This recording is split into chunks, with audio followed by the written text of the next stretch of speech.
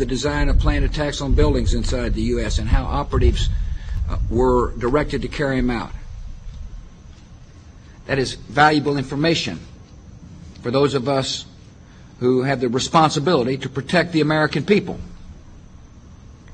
He told us the operatives had been instructed to ensure that the explosives went off at a point that was high enough to prevent people trapped above from escaping.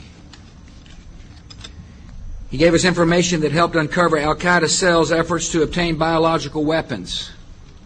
This is Building 7, a 47-story skyscraper that fell on the afternoon of September 11th. The government says that fire brought it down. However, 1,500 architects and engineers concluded it was a controlled demolition. Over 6,000 of my fellow service members have given their lives. And thousands of my fellow first responders are dying. I'm not a conspiracy theorist. I'm a structural engineer. I'm a New York City correction officer. I'm an Air Force pilot. I'm a father who lost his son. We're Americans, and we deserve... I lost my husband. My son. My uncle. My nephew. September 11th, 2001. Most people don't know a third tower fell that day. The government says fire brought it down. The collapse of World Trade Center 7 was primarily due to fires. I, along with 1,400 other architects and engineers, have found the government's conclusion to be physically impossible. Impossible. We need the truth about what happened that day. Go to rememberbuilding7.org. Why it fell, why it matters, and what you can do.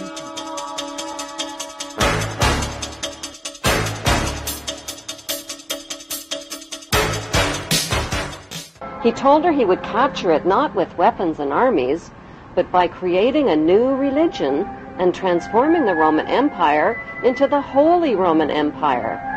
Celine agreed to join her brother's spiritual revolution. She changed her name from Celine to Magdalene by adding the word Magda to her name, which means high place in Hebrew.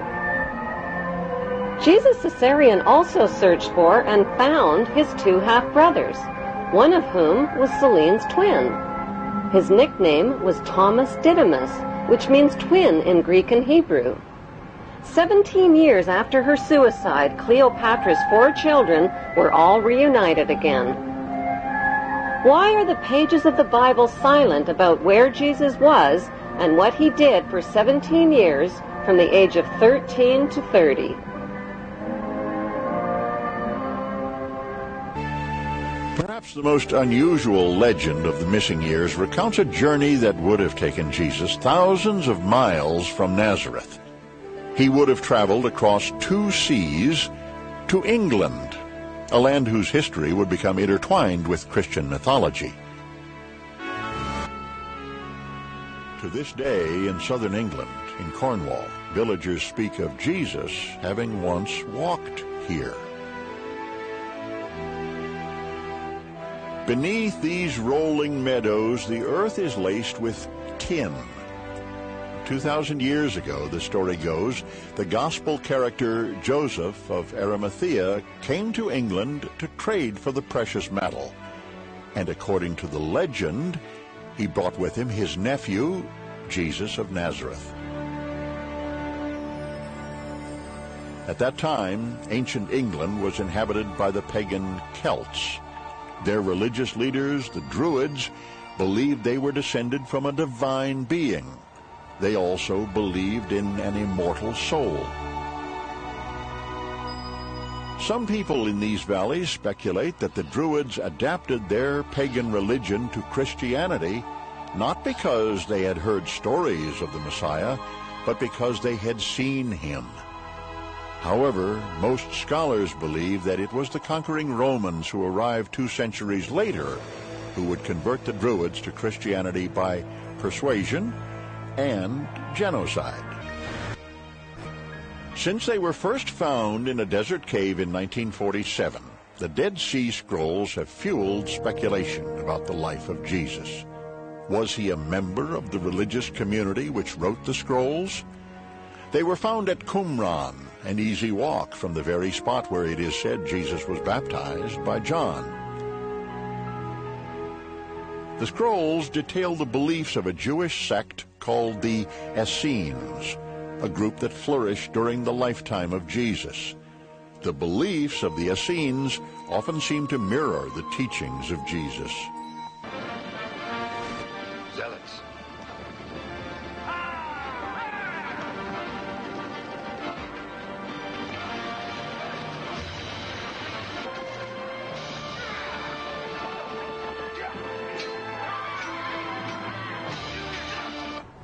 Jesus' band of revolutionaries included not only the Essenes, but a violent Hebrew terrorist group called the Zealots, who evolved into today's Zionists. We're going to a wedding.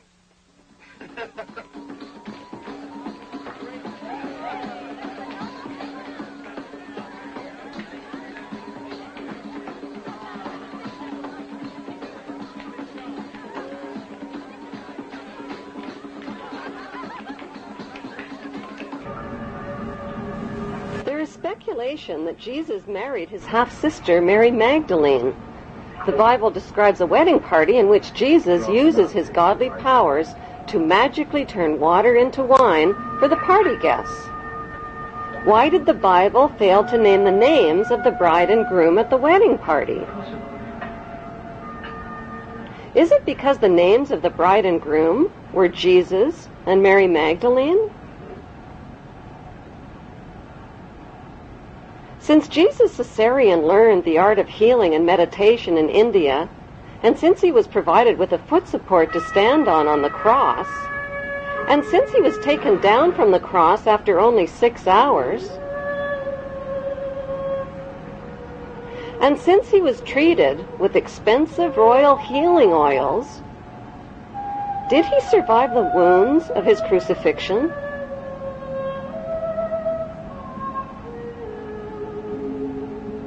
Since Jesus and his wealthy Hebrew relatives all knew about Jesus' arrest and crucifixion in advance, was it planned, along with stories of his resurrection, to convert the Roman Empire into the Holy Roman Empire? My Lord and my God! Like his father Julius Caesar, who was officially elevated to the status of God, Jesus Caesarean was not only elevated to the status of God, he recaptured his father's kingdom and expanded the Holy Hebrew Empire all the way to Great Britain and the United States of America. What then, little king? A review of royal genealogy charts confirms that today, Israel, Great Britain, and the United States are all ruled by descendants of the Hebrew tribes of Israel. The big question is, if Caesarean was born in 47 BC, how could Caesarean possibly be Jesus? Jesus was born in the year 0, wasn't he? To begin with, the year 0 does not exist on today's Gregorian Christian calendar, which jumps from 1 BC to 1 AD. Experts confirm a 7-year error was made in converting from the Egyptian to the Roman to the Christian calendar. The only way to calculate Jesus' real age is from a Bible quote which states that Jesus was baptized in the 15th year of the reign of Emperor Tiberius. Since Tiberius grew up in Octavia's royal household with Caesarean's half-sister and brothers, that means Caesarean was very close in age to Tiberius, who was born in 3 BC. By comparing important dates in the Jewish, Muslim, and Christian holy books, there is a margin of error of at least 30 years. So what proof is there that Caesarean's half-sister Celine is in fact Mary Magdalene?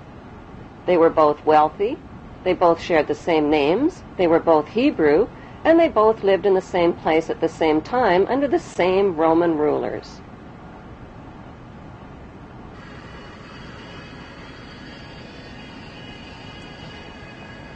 The most convincing proof lies in a famous New York statue. The Statue of Liberty was financed, built, and delivered to New York Harbor as a gift from the French Grand Orient Temple Masons in 1886, with a commemorative plaque for all to see. The statue has nothing whatsoever to do with liberty. Its designer was French Freemason Frederick Auguste Bartholdi, who traveled extensively throughout Egypt. Bartholdi was silent about who the woman was that served as his inspiration for the statue, but there is only one woman whose face closely matches the uniquely masculine features of the Statue of Liberty, Caesarion's half-sister, Selene. Bartholdi used the ancient busts and minted coins of Cleopatra Selene as his models in designing the Statue of Liberty. By comparing a digitized photograph of the Statue of Liberty with a bust of Cleopatra Selene, the matching identity of Mary Magdalene and Selene becomes clear. The lips, the mouth, the sharp jaw, the thick neck, the protruding ears, the prominent nose, and the masculine features are a close match.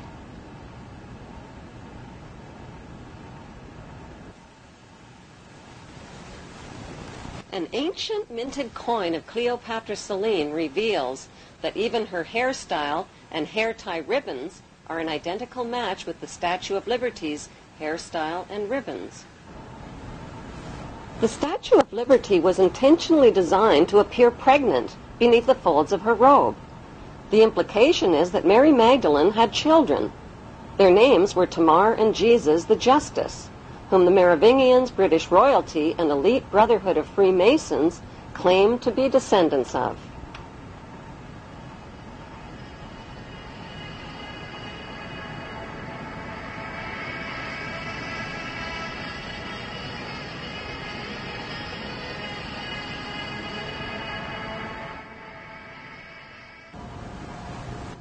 With the blur of confusing Judases, Thomases, Jameses, Marys, and Josephs found in the Bible, many researchers have been challenged by the Bible's name game and its who's who mysteries.